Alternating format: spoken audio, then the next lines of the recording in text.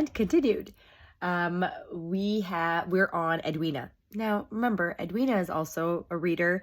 You have to remind yourself that she really truly wants like this dream, like she wants the life that this society is presenting. That's a very Omega quality.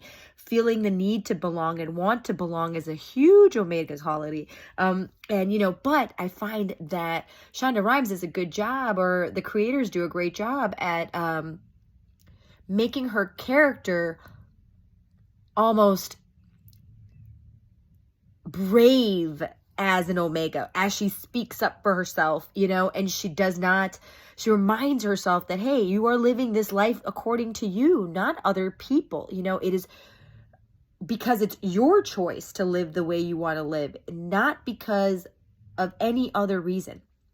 Okay.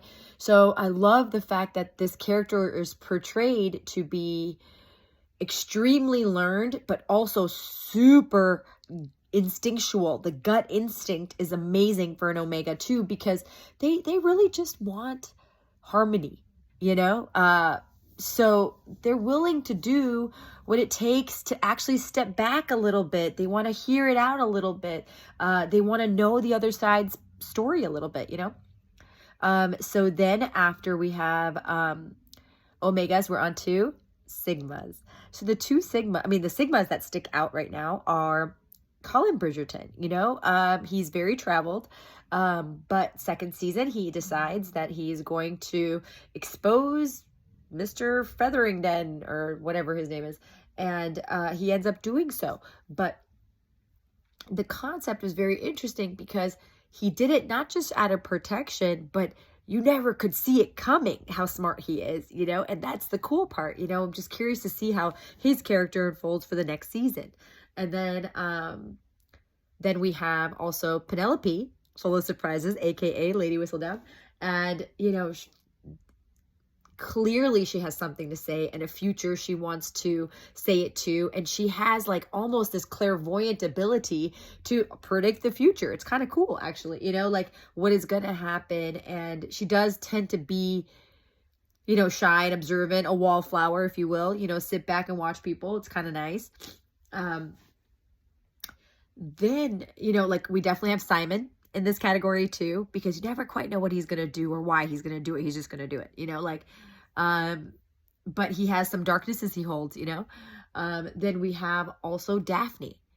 I have to admit, I put her in a hybrid category between a Sigma and a Zeta. She never quite know what she's going to do either, but whatever it is she's going to do, it's going to be great. It's going to be in a harmonious focus. It's going to be because she has a vision for it, and she's going to make sure all her family and friends live their true vision as well. So she forces Antony to make difficult decisions. She lets people, just never keep themselves down for too long. Every time Eloise is down, she picks her up, she stays the course, which is a very, very Sigma quality. Then we have our Gammas. The one and the only Lady Danbury. She probably must have been an alpha or even a Sigma herself when she was younger, but she's experienced now, and she's a widower, and she's lived a life, and she steps in when needed according to her, not according to others. Even there was a point where I think the queen was like, Lady Danbury says as low as you can go, and she's like, old knees, sorry. She didn't even bow down to the freaking queen if she doesn't want to, right? But what she will not tolerate is disrespect in her house and to her name, right? So that's very Gamma. All right. Then we have Zetas. Okay. So the Zetas would be Lady Bridgerton, Daphne, where they have this almost unity, is their everything. They will pretty much do anything. Zetas are kind of I like to describe a Zeta as the water in a fishbowl. The fish are just swimming around, but the water itself, the Zeta, it could, that water itself tends to be the Zeta. It protects everyone, and it provides life to everyone. They are very much so uniters, you know, and forward thinkers for sure. And the data, I mean, the deltas are the only annoying people. So like, I'm trying to think of the deltas right now off the top of my head right now. And I would probably say, goodness. Oh my gosh. Oh yes. Cressida, Cowper. She's going to be a cow for the rest of her life. She's never going to change. Then we have that weasel looking dude, the one that, you know, I think was courting Daphne in season 1. I forgot his name. But he definitely looks like a weasel. That dude.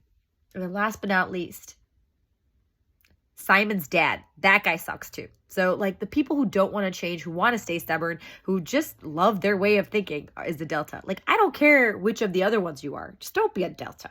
Okay? Like, come, just not necessary. But this is really an awesome kind of way. So that's what I like to do. So like when I'm trying to learn a new concept, like, oh, wow, this will help me in life. Being able to, I have people identify each other as these specific archetypes will definitely help increase understanding for one another, you know? So I just challenge you guys to start doing stuff like this, you know, just with intrigue and not judgment. Okay. All right, guys, see you tomorrow, Saturday, sunrise. And we have 26 of 52 today. And tomorrow we will be dedicating our stillness practice to Mr. Anand Shit.